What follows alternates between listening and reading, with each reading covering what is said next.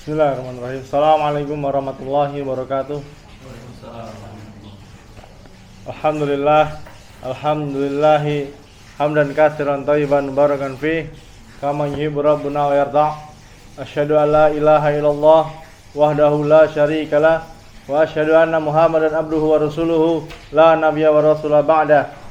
Qala azza wa jalla ya ayyuhalladzina amanu taqullaha haqqa tuqatih wa la tamutunna illa wa antum muslimun. Wa qala ta'ala ya ayyuhan nasu taqu rabbakumul ladzi khalaqakum min nafsin wahidah wa khalaqa minha zawjaha wa batha minhuma rijalan katsiran wa nisaa'a wattaqullaha alladzi tasaaluna bihi wal arham innallaha kana 'alaikum raqiba. Ikhwani fid din wa akhwati fillah rahimani wa rahimakumullah. Alhamdulillah kita masih dipertemukan oleh Allah Subhanahu wa taala di sore hari yang berbahagia ini di Mushola Rumah Sakit Air Bunda Kota Lubuk Linggau. Kemudian kita berada di tempat ini bukan karena kebetulannya, tapi sudah ditetapkan oleh Allah Subhanahu wa taala ya. Kita berjumpa di tempat ini dan kita juga berharap pada Allah Subhanahu wa taala kita bisa berjumpa di surganya Allah Subhanahu wa taala tanpa hisab dan tanpa azab. Amin Allahumma amin. Kemudian salawat dan salam semoga selalu tercurahkan kepada junjungan kita Nabi Muhammad sallallahu alaihi wasallam. Karena berkat melalui kedua tangan beliau yang suci, yang mulia, kita semua bisa berada di titik ini. Kita bisa beribadah kepada Allah Subhanahu wa taala sesuai dengan apa yang Rasulullah sallallahu alaihi wasallam ajarkan dan dipahami oleh sahabat Nabi Muhammad sallallahu alaihi wasallam. Alhamdulillah atas kemudahan dari Allah Subhanahu wa taala kita bisa melanjutkan pelajaran kita tentang Kitab Tauhid karya Al-Alamah Syekh Muhammad bin Abdul Wahhab rahimahullah yang disyarah oleh Syekh Shalih Fauzan hafizallahu taala. Dan kita masuk pembahasan tentang ruqyah. Ruqyah dan apa? Tamimah. Masyaallah masih ingat ya. Ruqyah dan tamimah. Kalau tamimah kalau tidak salah sudah pernah kita bahas ya. Pernah sedikit kita bahas ya. Tapi insyaallah nanti kita murojaah lagi enggak apa-apa ya. Di sini Syekh membawakan sebuah dalil ya, sebuah hadis dari Nabi Muhammad sallallahu alaihi wasallam. Fi sahihi ya. Qala mu'allif rahimallahu taala. Fi sahihi an Abi Bashirin Al-Ansari radhiyallahu an. Dalam kitab sahih ya, yaitu kitab hadis ya. Diriwayatkan hadis yang sahih ini diriwayatkan oleh sahabat yang mulia Bashir Al-Ansari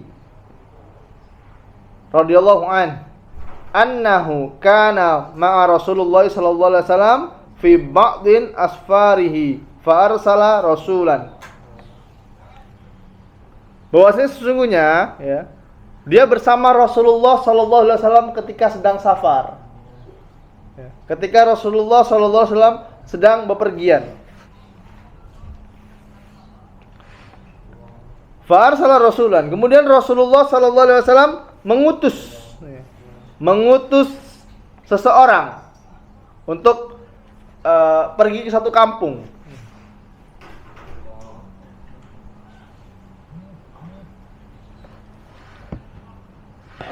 Kemudian Rasulullah sallallahu alaihi wasallam memerintahkan alla yabqayanna fi raqabatin ba'irin faladatun min watarin au kiladatun illa quti'at. Rasulullah sallallahu alaihi wasallam memerintahkan untuk memutus benang yang digantungkan di hewan-hewan ternak. dalam rangka untuk dalam rangka untuk terhindar dari ain, terhindar dari bencana.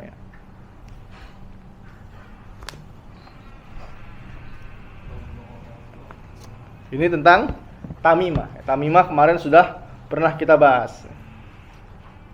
Kalau dia menggantungkan hatinya, ya, benda ini menjadikan seseorang hatinya tergantung kepada benda tersebut, ya, maka jelas ini perbuatan syirik. Kalau dia hatinya terlalu bergantung pada benda tersebut, maka bisa terjerumus pada perkara syirik besar. Nanti insyaallah akan kita bahas. Ikhwani fi din rahimani wa rahimakumullah. Ruqyah. Untuk ruqyah itu sendiri, ruqyah ini bahasa Arab, ya. Kalau bahasa Indonesianya yang sering kita dengar yaitu jampi-jampi. Ya. Sini tak ruqyah dulu, misalkan gitu. Ruqyah, ya. Secara bahasa itu adalah jampi-jampi yang dirapalkan untuk menyembuhkan demam, kejang-kejang. Kalau orang Jawa itu sawan, ya. Dan sejenis penyakit lainnya.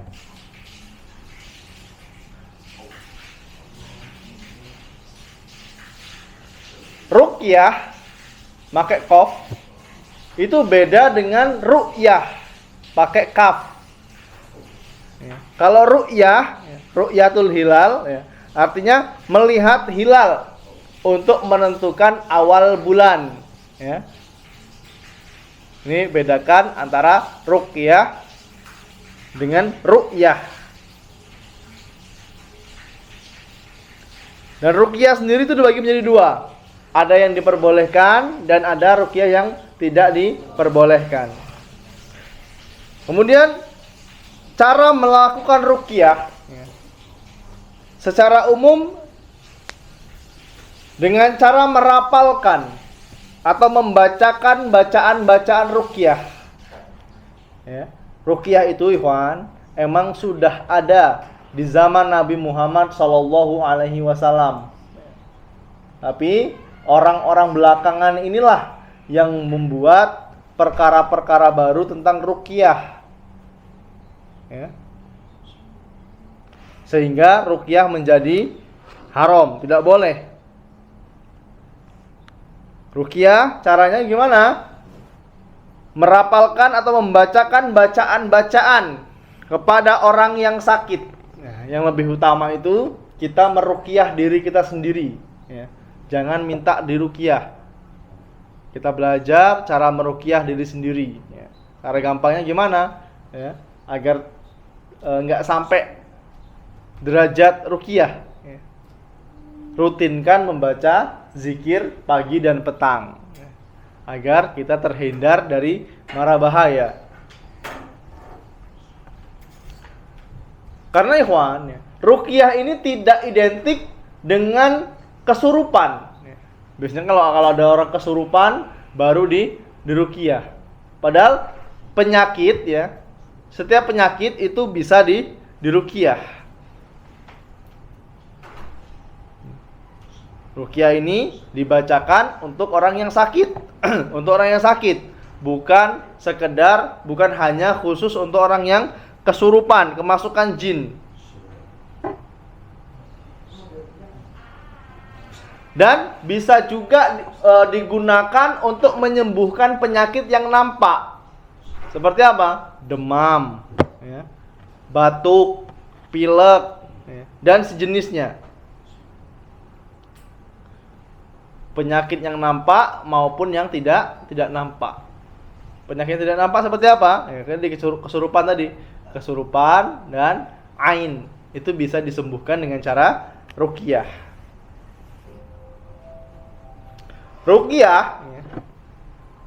Ruqyah ini diperbolehkan, ya, berarti mubah. Yang penting memenuhi 3 syarat. Kata Syekh bin Baz ya, rahimahullah, ruqyah itu dibagi atau harus memenuhi 3 syarat katanya. Yang pertama apa?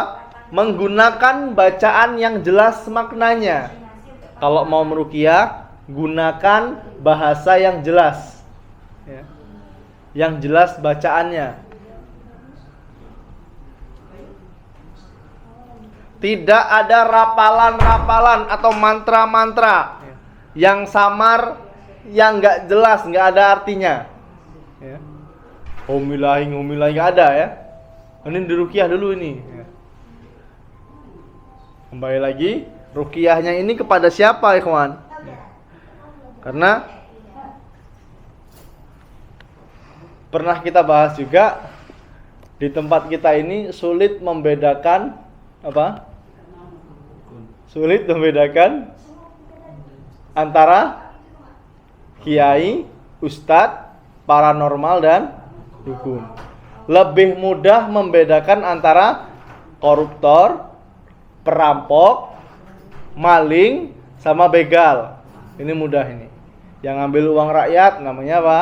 Koruptor, gitu kan. Insyaallah anak-anak SD pun sudah paham. SD kelas 6, SMP itu sudah mulai paham ya. Tapi kalau tentang apa? Orang pintar tadi yang disebut dengan orang pintar. Loh, kenapa kok disebut orang pintar, Ustaz? Ya karena yang datang orang belum pintar. Ya. Jadi seperti itu. Karena yang datang itu orang yang tidak paham. Padahal kita ini yang pintar itu. Dukun yang datengin siapa? S2. S2 mau nyalon DPR. Ya. Minta tolong sama si mbahnya, "Mbah, tolong Mbah, jampi-jampi Mbah." Ini permainan seperti ini banyak, ikhwan. Dari kalangan menengah ke atas sampai menengah ke bawah. Boleh ruqyah kalau memenuhi syarat 3 tadi. Apa yang pertama? Bacaannya harus jelas maknanya. Bukan samar-samar bacaan yang tidak ada artinya. Itu yang pertama. Yang kedua, bacaan yang digunakan ketika meruqyah itu harus bacaan yang digunakan tidak mengandung perkara yang bertentangan dengan syariat. Bacaan tidak bertentangan dengan syariat.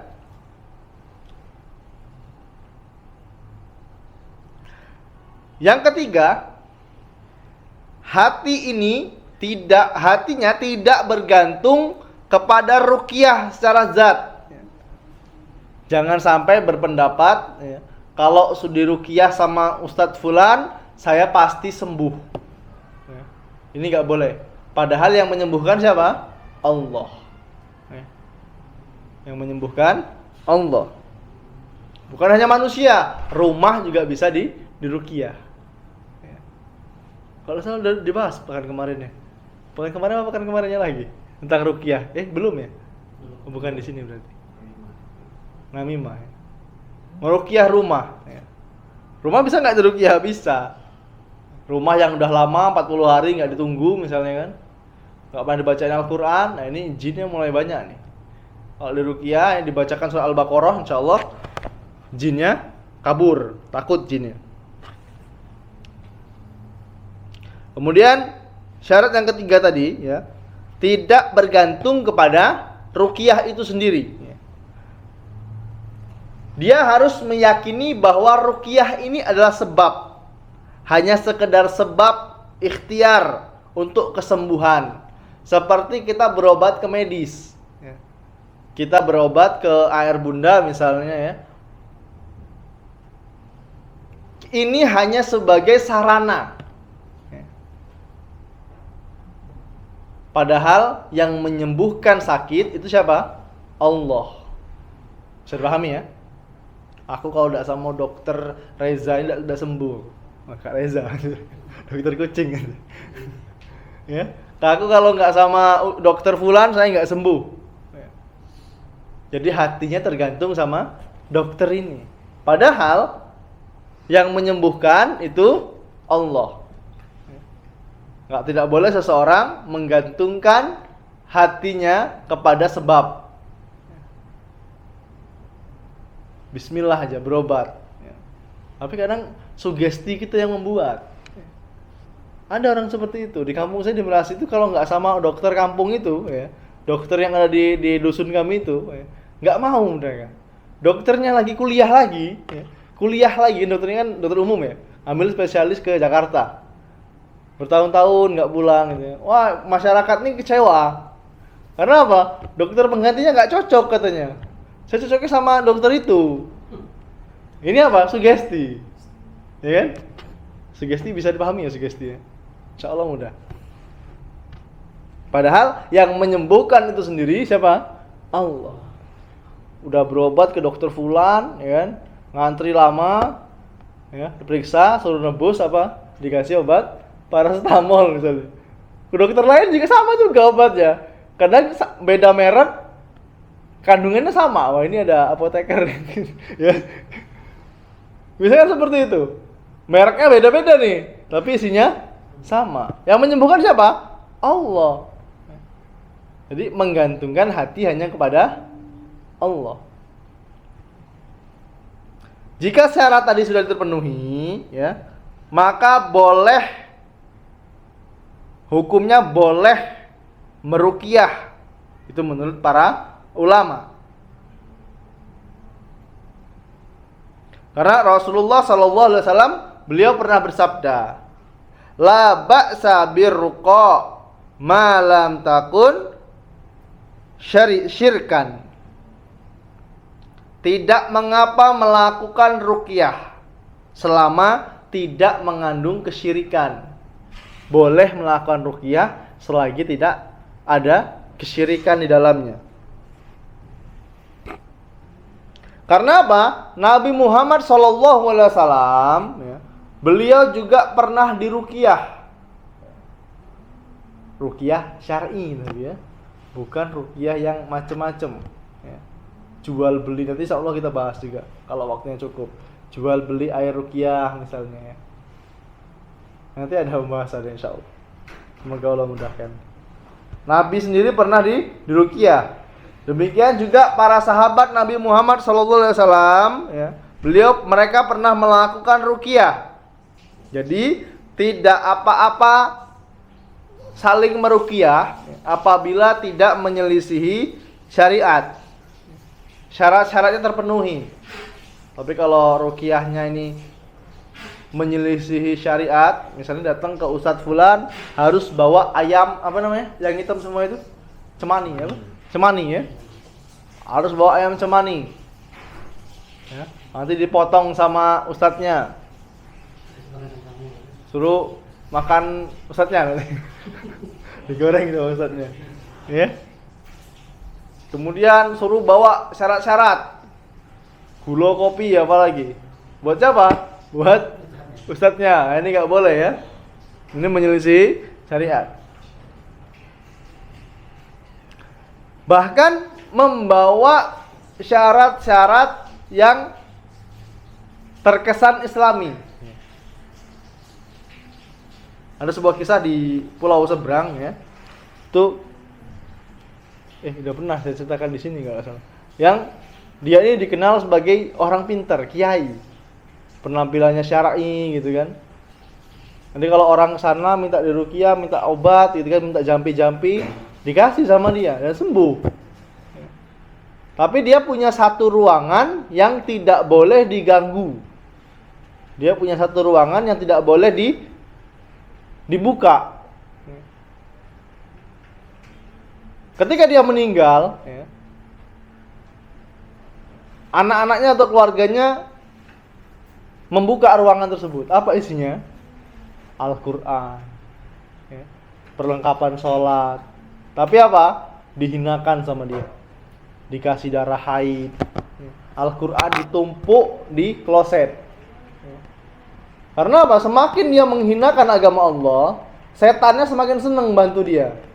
Ini hati-hati. Dia berkedok sebagai ustaz, kiai. Ini nggak boleh. Ini jelas yang menyelisihi syariat. Kalau dia meruqyah, ya, seseorang meruqyah memenuhi syarat 3 tadi, ya, maka boleh dia melakukan ruqyah.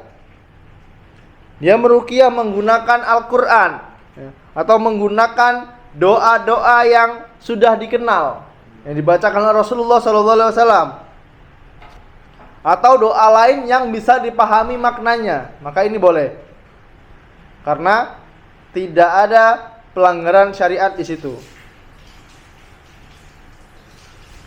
Dan apabila ruqyah terdapat unsur minta bantuan setan atau minta bantuan kepada orang yang sudah mati, atau bertawasul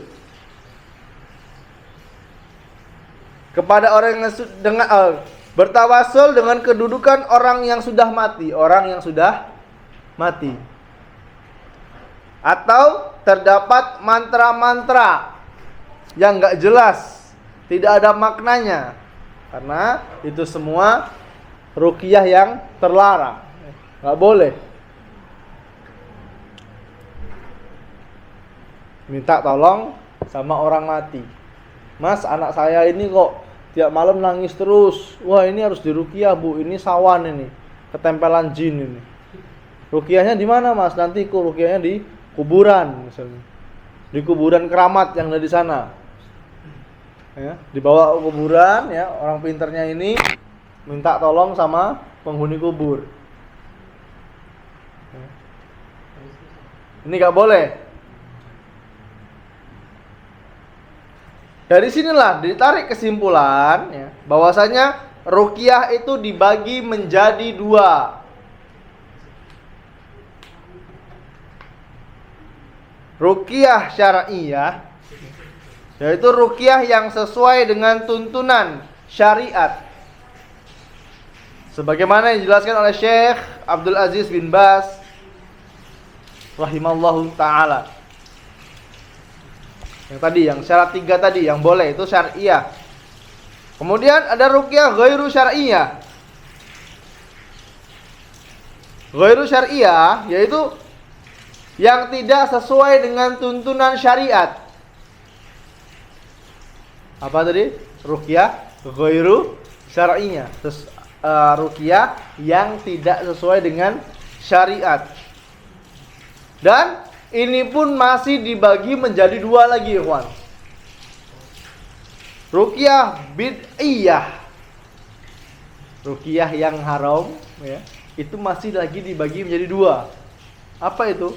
Ruqyah bid'iyah, ruqyah yang mengandung ibadah-ibadah yang tidak pernah dituntunkan oleh syariat, yang tidak pernah diajarkan oleh Rasulullah sallallahu alaihi wasallam. Bismillah.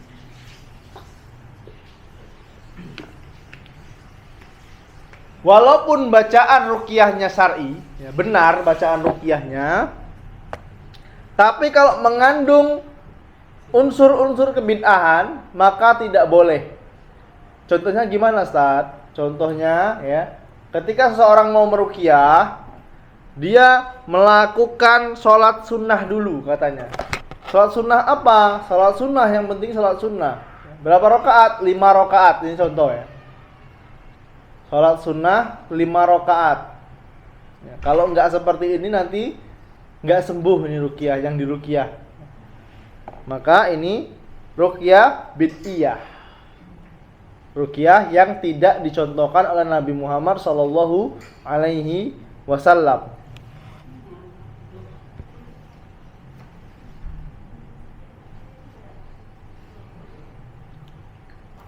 Kemudian itu contoh, ya, contoh ruqyah bid'iyah. Ada ruqyah syirkiyah. Ruqyah yang mengandung unsur-unsur kesyirikan. Yaitu apa? Ruqyah yang mengandung kesyirikan seperti meminta bantuan kepada dukun. Ya, minta bantuan pada dukun. kita membenarkan perkataan dukun nih, Wan. Membenarkan perkataan dukun itu 40 hari 40 malam sholat kita nggak terima. Apalagi datang ke rumah dukun, minta pendapat dukun. Ini gimana ini? Jelas ini perkara kesyirikan dan perkara yang tidak perkara yang gaib, yang hanya Allah yang tahu. Tapi kalau tanyanya perkara-perkara yang mubah, ya, maka ini boleh. Contohnya apa? Ada dukun duduk di depan rumah misalnya. Pak, saya mau tanya rumahnya Pak Tejo di mana ya? Oh, sana. Boleh kita percaya sama dia gitu. Ya, bisa dipahami ya? Ini agak ribet juga soalnya. Nanti sampai rumah-rumah dukun yang nggak ada orang lagi kan, sana kan ada dukun. Kita mau nyari alamat. Wah, kata Ustadz Dimas kemarin, kalau nanya sama dukun, ini nggak diterima sholatnya. Udahlah, saya nggak usah tanya. Akhirnya apa? Kesasar nanti. Ya. Tapi kalau nanya, Mbah, kunci motor saya ini hilang, Mbah. Mbah tahu nggak Mbah di mana, Mbah? Oh, sebentar Mas, saya lihat dulu di mangkok yang ada kembangnya, dibuka kembangnya, gitu kan? Oh, ini di anu Mas, ini di atas lemari ini. Ya. Oh, ini enggak, ini katanya ini dia ambil Mas ini sama orang yang nggak suka sama sampean. Nah, padahal apa? Kunci motornya kita umpetin di kantong baju. Ya, coba aja. Pokoknya kalau gimana pun modelnya, ikhwan ya.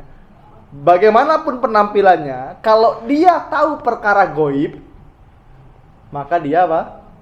Dukun. Sudah dipastikan dia dukun. Kalau dia tahu perkara gaib. Apalagi tahu, wah nanti sore ini Linggau akan turun hujan. Padahal dia bukan petugas BMKG, ya. Bukan petugas BMKG, tiap hari ngarit di rumah gitu kan. Tahu-tahu kok bilang nanti sore di Linggau akan hujan. Nanti dulu Mas, tak lihat dulu. Wah, ini nanti panas di Mirasi.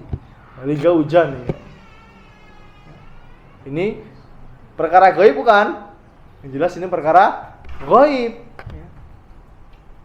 Sering saya ulang-ulang di kajian ini. Karena apa? Kita ini kadang-kadang tinggal di kota yang maju, yang berkembang gitu kan. Yang insya Allah pinter-pinter lah orangnya. Tapi masih ada yang percaya sama dukun. Mau hajatan, tanya dulu sama dukun. Mbah, kira-kira hari yang pas apa ya Mbah untuk anak saya nikah? Ya. Ini dilemanya teman-teman yang mau nikah ini gitu. Orang tuanya yang ikut campur. Ya. Campur dalam hal sedetail mungkin gitu kan.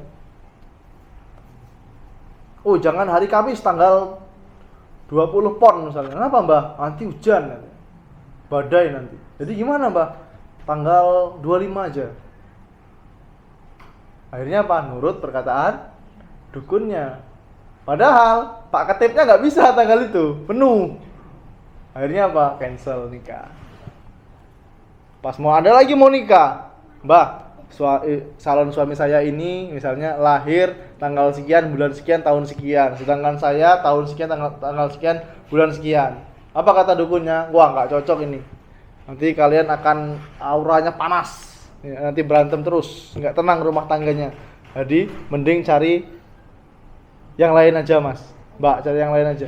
Padahal mereka berdua saling mencintai ya. Udah serak ini mau nikah. Ya. Ini jelas perkara yang tidak diperbolehkan. Walaupun penampilannya syar'i ya, pakai jubah, pakai imamah ya, pakai peci, pakai songkok. Kalau dia tahu perkara gaib, maka dia sudah dipastikan seorang dukun. Ini perkara yang syirkiyah, yaitu minta bantuan dukun ketika mau diruqyah. Mbah, tolong Mbah ruqyahkan, Mbah. Ruqyahkan anak saya Mbah, ini soalnya nangis terus setiap hari Mbah. Ya. Jelas ini tidak boleh. Kemudian dukunnya ini mengarahkan syarat-syarat yang aneh-aneh biasanya. Suruh bawa ayam apa tadi? Ayam yang hitam itu cemani, ya. Iya cemani betul ya. Ayam cemani. Ya. Ayam hitam semua, matanya hitam, darahnya hitam ya. Repot nyarinya. Oh, nanti kalau mau ruqyah jam 2 siang ya, bawakan bunga 7 rupa sama air 7 sumur. Atau, oh mbah, anak saya ini mau tes kuliah mbah di UI misalnya. Oh nanti suruh sini dulu anaknya, bawakan air 7 sumur sama kembang 7 rupa, dimandiin sama dukun. Insya Allah lah, bismillah lulus lah. Udah insya Allah bawa nama Allah juga, ya. Yang dimandiin siapa? Akhwat anaknya. Subhanallah, ini jelas banyak sekali kemungkaran di sana ya. Ini nggak boleh. Minta bantuan dukun, ya. Menggunakan mantra-mantra syaiton, ya. Mantra-mantra yang nggak jelas, ya. Yang nggak jelas maknanya, ya. Atau minta jimat, ya. Udah diruqyah, biasanya pulangin bawain oleh-oleh sama dukunnya, ya. Oleh-olehnya apa? Biasanya batu, ya, gelang, cincin, ya. Kalung hitam, ya, dibungkus kain itu jadi kalung, ditali, ya. Ini nggak boleh. Atau menggunakan sihir, ya.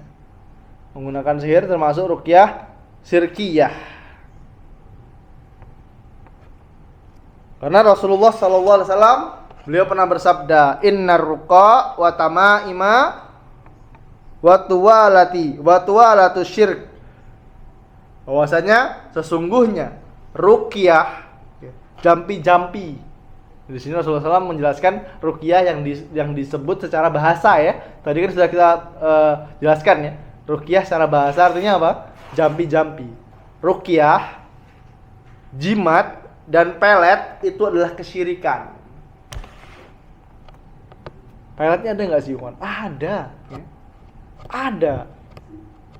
Pelet itu apa sih kalau bahasa Indonesianya apa? Biar gampang. Pelet ya? Pengasihan itu kalau misalnya orang tuh kalau nggak salah ya nih, biar orang lihat kita tuh iba gitu loh. Kita mau ngelobi bisnis tuh jadinya lancar. Ini ada ilmu pengasihannya dia ini. Ini yang pernah saya dengar ya. Kalau pelet itu yang menjadikan ya seorang wanita atau seorang laki-laki, ya, seorang suami, seorang istri meninggalkan pasangannya untuk dirinya. Ya. Biasanya kayak gitu.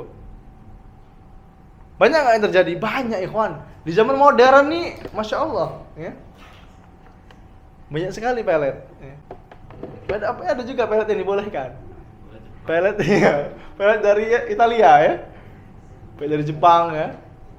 Langsung mertuanya, insya Allah lah, langsung tentukan tanggal aja mas. Udah soleh, ya. Peletnya dari Jepang lagi. Nah ini tidak menyelesaikan syariat, ya. Kalau punya gimana gitu.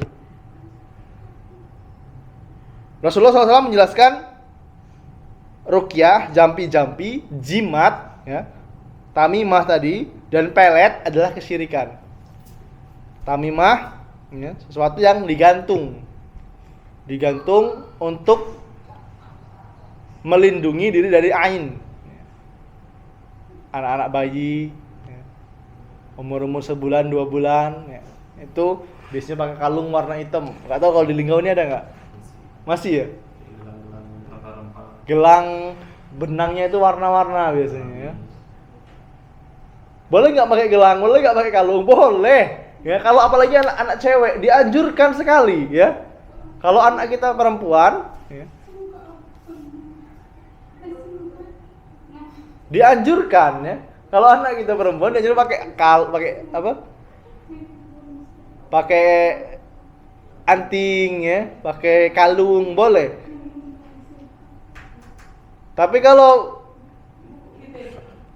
dia menganggap gelang itu atau kalung itu mampu melindungi dari penyakit, dari sawan, maka ini jelas kesyirikan. Yang pelet juga ini, ya. Pelet ini macam-macam modelnya, ikhwan, ya. Pelet itu biasanya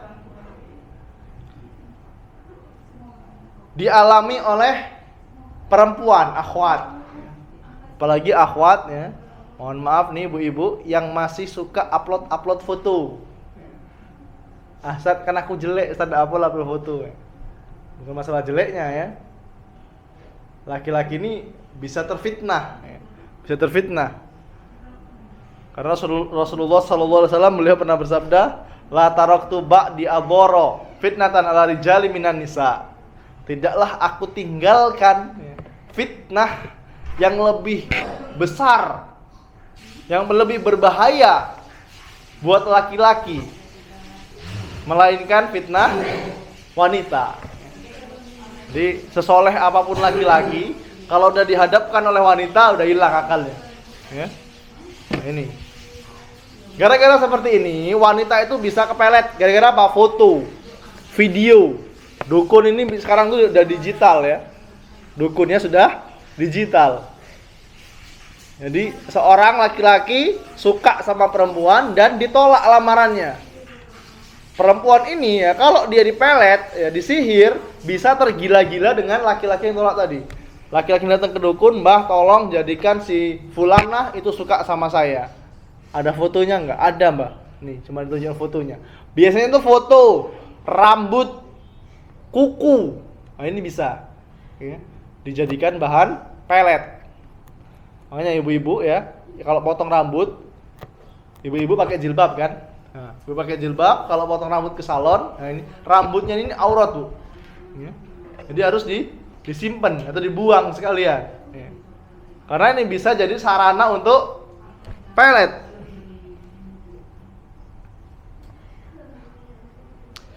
Ikhwani fiddin rahimani wa rahimakumullah. Meminta ruqyah. Nah ini sering kita dengar ya. Wah, badan aku ini pegel-pegel galau, kayaknya ada ketempelan. Ruqyah dulu lah. Kan gitu. Sering ya, Ustaz, bisa ruqyah ya, Ustaz. Kalau ruqyah aku, Ustaz, aku nih malas nih sholat, Ustaz. Bukan masalah ruqyah malah sholat, ya. Itu keimanan kamu yang hilang gitu. Gitu kan. Udah ngidupi alarm, Ustaz, subuh, udah bisa-bisa. Kayaknya ada jin itu, tolong ruqyah aku, Ustaz. Nah, ini. Bukan masalah jinnya, banyak maksiat jadinya imannya mati. Oh, mungkin keluarganya lagi sakit. Husnuzon. Enggak apa-apa. Hukum ruqyah, hukum minta ruqyah itu mubah. Hukum asalnya mubah, boleh.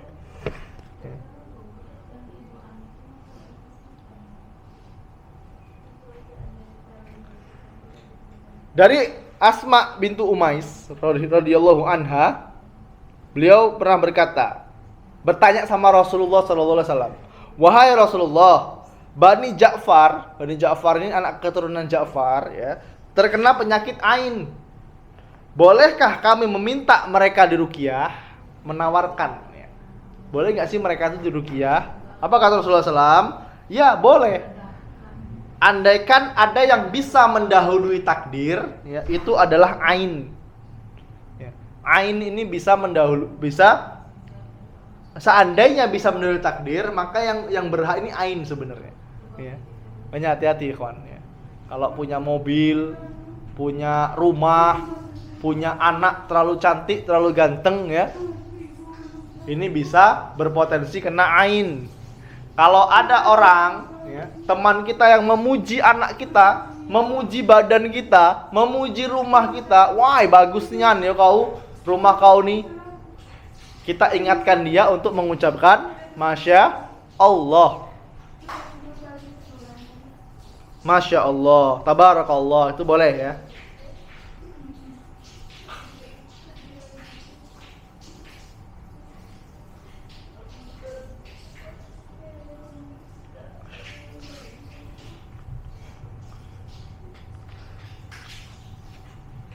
Dari Ummul Mukminin Aisyah radhiyallahu an, beliau berkata, "Kana Rasulullah sallallahu alaihi wasallam ya'muruni an astarqiya minal aini." Dahulu Rasulullah sallallahu alaihi wasallam memintaku agar aku diruqyah untuk menyembuhkan ain. Ya. Jadi minta ruqyah, hukum asalnya apa tadi? Mubah, boleh.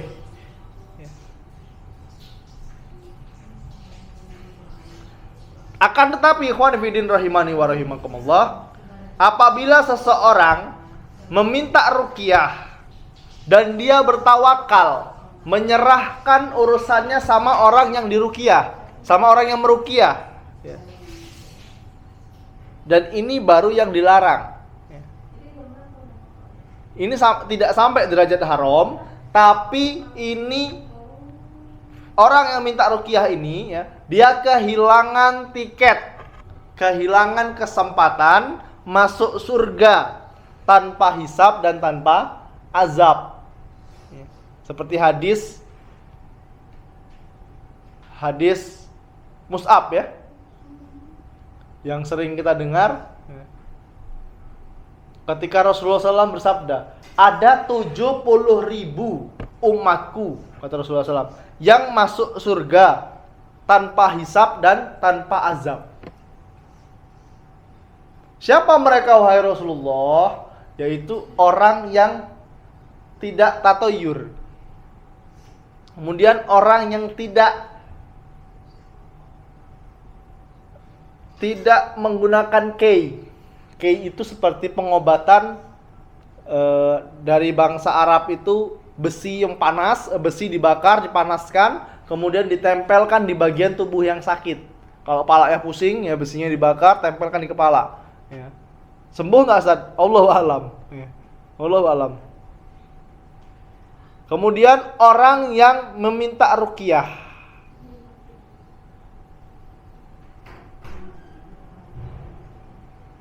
Ini orang yang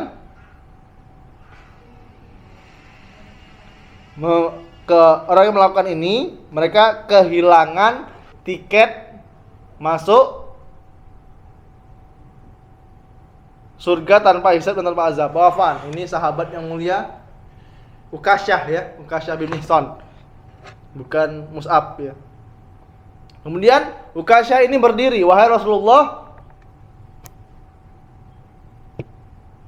jadikan aku dari golongan 70.000 orang tersebut. Kemudian Rasulullah SAW berdoa agar Ukasyah ini termasuk dari 70.000 orang yang masuk surga tanpa hisab dan tanpa azab. Kemudian sahabat yang lain berdiri. Aku mau semuanya berdiri, ya. Rasulullah SAW nggak marah. Beliau yang tersenyum sambil berkata, "Sabakoka Ukasyah." Kalian sudah didahului oleh Ukasyah. Terus kalau mau dapat tiket ini gimana? Ya harus berusaha sendiri dengan cara ya yang 3 tadi dilakukan. Jadi inilah tujuan orang hidup di dunia, yaitu masuk surga tanpa hisab dan tanpa azab. Baru mati langsung disuruh nunggu masuk surga, enggak ditanya-tanya lagi ya. Enggak ditanya-tanya lagi tentang kehidupan kita di dunia. Bisa nggak seperti ini Ustaz? Bisa, masih ada kesempatan. Masih ada kesempatan. Insya Allah semuanya masuk surga. Karena Rasulullah SAW sendiri yang menjanjikan, man mata wa huwa ya'lamu annahu la ilaha illallah dakhalal jannah. Barang siapa yang mati sedangkan dia mengetahui la ilaha illallah, ya, ada la ilaha illallah di hatinya, walaupun kecil sedikit ya, maka dia masuk surga. Tapi ya mungkin dicuci dulu di neraka ya. Sehari 2 hari lah gitu ya. Sehari 2 hari. Sehari di dunia sama dengan sehari di akhirat ini sama dengan 1000 tahun di dunia. Nah, gimana kalau nggak apalah masuk surga, masuk neraka dulu, mungkin ya 2 tahun lah di neraka. Subhanallah, jangan berpikiran seperti itu ya. Kalau bisa kita masuk surga semua ya, tanpa hisab, tanpa azab. Itu tadi.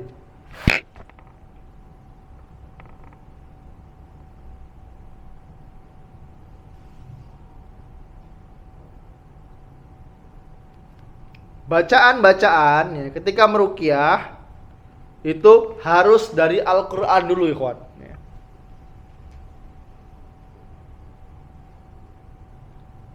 Tadi sudah ada ya, sudah apa? Sudah kita jelaskan ya, ruqyah yang diperbolehkan dan ruqyah yang tidak diperbolehkan.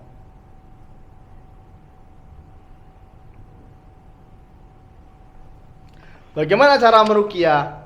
Cara meruqyah adalah dengan membacakan ayat-ayat Al-Qur'an ya.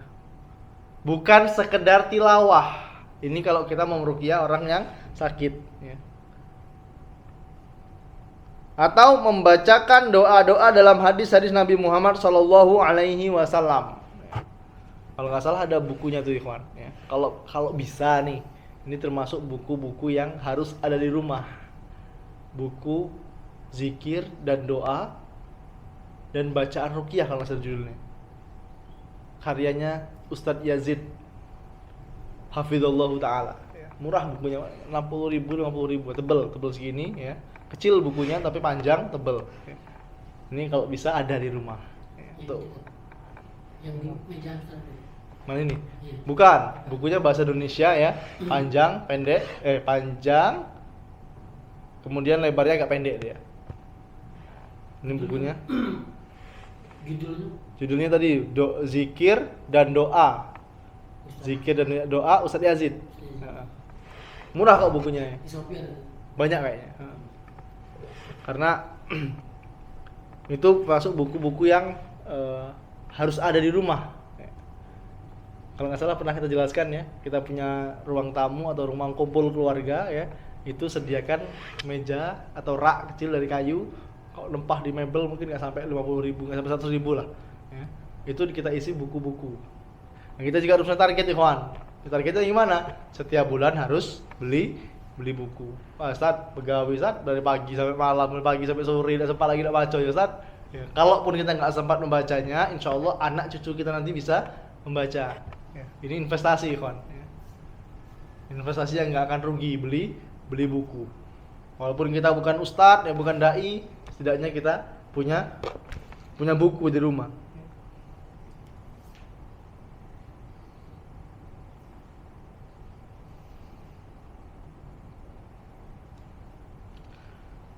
Bagaimana cara meruqyah?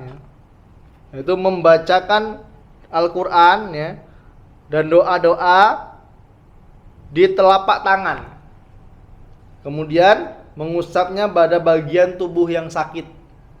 Ini kalau kita meruqyah ikhwan. Kalau akhwat gimana, Ustaz? Kalau akhwat gimana? Cukup dengan isyarat. Karena kami pernah meruqyah ya. Meruqyah itu ikhwan, sering kita meruqyah ikhwan. Dan ruqyah itu ikhwan ya, ikhwan fillah rahimani wa rahimakumullah, tidak melulu seperti yang di TV. Antum pernah lihat acara mungkin ruqyah di TV-TV ya, lompat-lompat orangnya. Itu bisa settingan ya. Ruqyah tidak selalu identik dengan kesurupan ya. Ada yang nangis-nangis, emang ada ya, tapi nggak sedramatis itu gitu loh. Ya, yang disiarkan di TV-TV. Ya. Kita pernah juga meruqyah beberapa teman-teman yang kerja di rumah sakit. Ya. Apakah ada gangguan jin? Ya nggak ada gangguan jin. Ya. Kalau tinggal di rumah sakit lagi piket lagi ini nggak tenang gitu kan, sampai rumah mulai ini temannya yang ceritakan, akhirnya kita ruqyah. Ya. Ternyata emang ada jinnya gitu loh. Tapi nggak sampai teriak-teriak ngamuk-ngamuk enggak ya. Ini hanya bumbu-bumbu aja di TV itu ya. Dan ruqyah itu tidak seseram yang kita bayangkan ikhwan. Tidak seseram yang dibayangkan. Ini ruqyah bisa dibacakan ya, doa atau Al-Qur'an, ditiupkan, kemudian diusapkan di bagian tubuh yang sakit. Seperti yang dilakukan oleh Ummul Mukminin Aisyah radhiyallahu an. Ketika Rasulullah SAW sakitnya semakin parah, ya, beliau yang membacakan doa-doa perlindungan, kemudian ditiupkan di bagian tubuh Rasulullah SAW.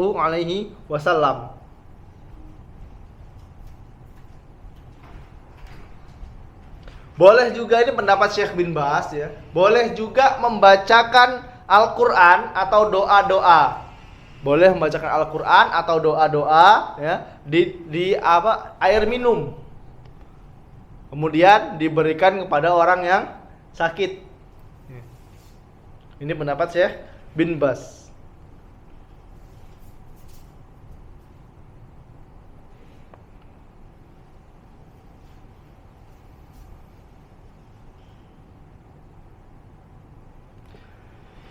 Pernah kita jumpai ya, ruqyah dengan cara mencelupkan tulisan ayat Al-Quran atau doa pada air, kemudian disuruh minum.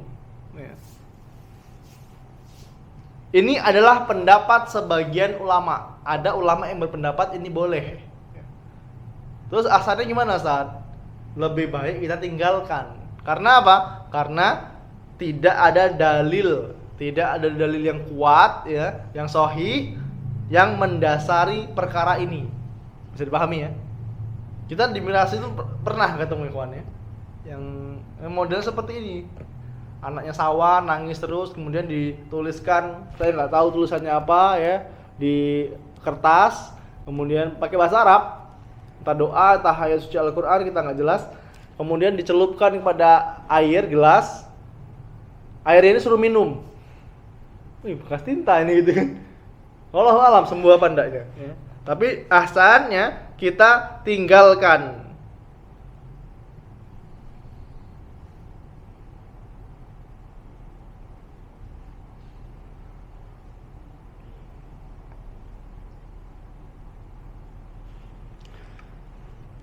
Lebih baik ditinggalkan. Kemudian yang terakhir ya, tentang jual beli air ruqyah.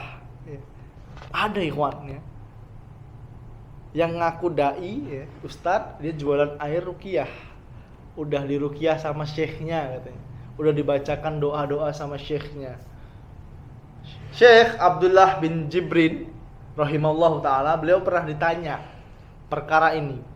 Wahai Syekh, bagaimana pendapatmu tentang orang yang jual beli ayat ruqyah? Air ruqyah apa? Ya. Jadi airnya dibacakan oleh syekhnya, kemudian dijual, bacakan lagi, dijual ya. Jadi kerjaan syekhnya gimana? Kerjaan kiainya ini ya, cuman baca doa di air. Terus sekalian mungkin ya Allah alam dibacakan satu termon. Ya, masukkan ke botol mineral, jangan sebut merek. Ya, kemudian disegel lagi dijual. Ini airnya ini udah didoakan. Yang harusnya air ini satunya 2.500 atau 3.000 ya, jadi 25.000. Karena apa? Sudah dibacakan oleh habibnya sama syekhnya ya. Ini nggak boleh ya. Bukan nggak boleh ya, nanti belum selesai pembahasannya ini ya. Kemudian syekh menjawab ya, orang yang memperjualbelikan ya, orang yang memperjualbelikan air yang sudah ditiupkan bacaan-bacaan doa seperti ini ya, realitanya ya, faktanya di lapangan ini sedikit manfaatnya ya. Antum sudah anda doakan, belilah air ya, diminum, sehat, antara sehat dan tidaknya ini lebih banyak nggak sehatnya ya. nggak ada manfaatnya, nggak berubah gitu loh ya, padahal sudah beli mahal. Mending keruan beli air zam-zam gitu kan, keruan jelas gitu kan, tapi belinya jangan di pasar ya, karena Allah alam keasliannya. Beli sama orang-orang yang sudah terpercaya. Orang yang menjual belian ini ya, manfaatnya lebih kecil dibandingkan mudaratnya, perubahannya. Orang yang melakukan ini ya, tidak lain dan tidak bukan maksudnya hanyalah perkara duniawi dan kemaslahatan pribadi. Pasti ada unsur duniawi di sana ya. Bisa dipahami ya? Pasti ada unsur duniawinya yang jual beli air. Biar cepat sugih misalnya. Yang seperti itu.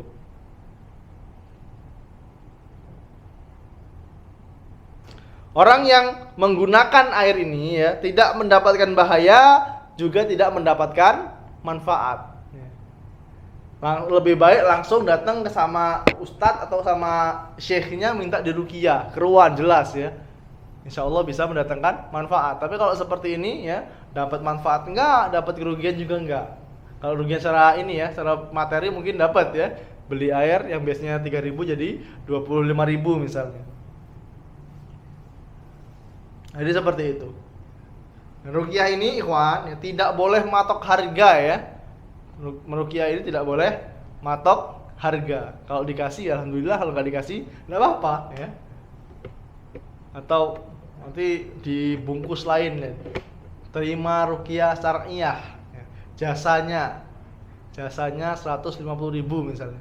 Loh, saya nggak minta upah kok, saya hanya jasanya untuk beli air gitu. Seperti itu ikhwan, insyaallah kita lanjutkan pertemuan kita pada pekan depan ya. Insyaallah sudah selesai pembahasan ruqyah. Nanti kita murojaah sedikit insyaallah. Semoga Allah mudahkan. Mungkin hanya itu dapat kami sampaikan. Kurang lebihnya kami mohon maaf, daripada Allah kami mohon ampun. Kami akhiri subhanakallahumma bihamdika asyhadu alla ilaha illa anta astaghfiruka wa atubu ilaik. Assalamualaikum warahmatullahi wabarakatuh.